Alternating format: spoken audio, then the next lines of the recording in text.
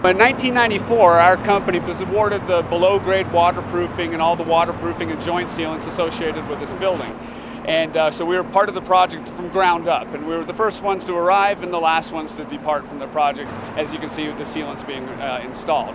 So my involvement was from the ground up of this building, and at that time I was 24 years old, so I've aged a little bit. The building is definitely showing my age too. So. I think any homeowner, especially if you have a bathroom or an older home, you can appreciate how difficult replacing some caulking can be, but then multiply that by the 27 miles that we have to replace here, and you get to get a sense of how much work goes into it, why it's going to take 4 years. So it's impressive, but it's also very rewarding knowing that we're helping to preserve this building that we love so much. It's a true honor to be part of such a magnificent project in Denver. You know, from 20 years ago it was an honor to be part of it, and now to come back and be part of the same structure that I was part of 20 years ago is an amazing feeling, and the company is absolutely honored to be part of this.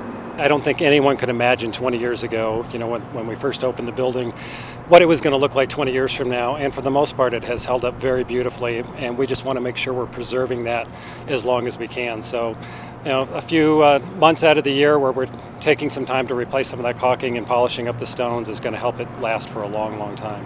The joint sealants are primarily designed as part of the building envelope, which creates a waterproof system as part of the whole structure. So the joint sealants actually go between the stone panels and the precast concrete panels. So, and also between the windows to the precast concrete panels and stone panels. Now, just looking at how many stones there are and how many joints, I mean, that sounds like a lot of work.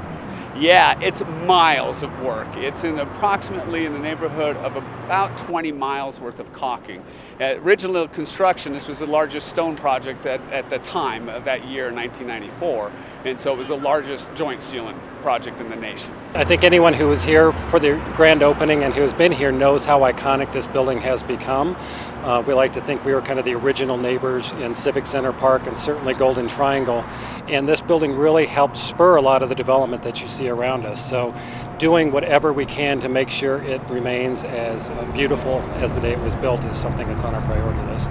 There's a lot of challenges involved. The building has many elements in different shapes and sizes and all kinds of different neat features of the building. So to get access to those different locations and elevations required, you know, substantial creativity to get into those places. Man hours and cost involved with this? Yeah, well, the cost is, it can vary depending on, you know, elevations of the building. Right now this is the first phase for the Denver Central Library, and we anticipate on this being completed in November at a cost in the neighborhood of about $200,000. Operation hours will remain intact throughout the entire phases. We might have some problems with our delivery trucks getting in or out, but nothing that will affect customers. Customers will always be able to get in and access the building when we're open.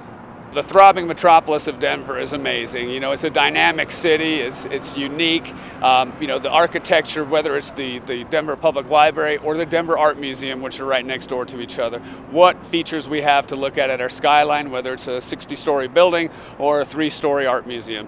We have a very wide variety of architecture in Denver. We're not the only destination. People come to the art museum, they come here, they visit the Cell and the History of Colorado across the street. So when they're down here, they're kind of inundated with a lot of culture. That's why the Golden Triangle has become such a cultural destination. Anytime you come down, especially to the Acoma Plaza side, there are thousands of visitors every day that come down that want to take a look at our building, the art museum, all of the great amenities down here. And so it's, you know, as an employee, it's very, fills me with a lot of pride to have people come and taking pictures of our building. It's not just a library, it's a destination, and the architecture has remained so relevant and iconic that people want to see it, take photos of it, and share it around the world.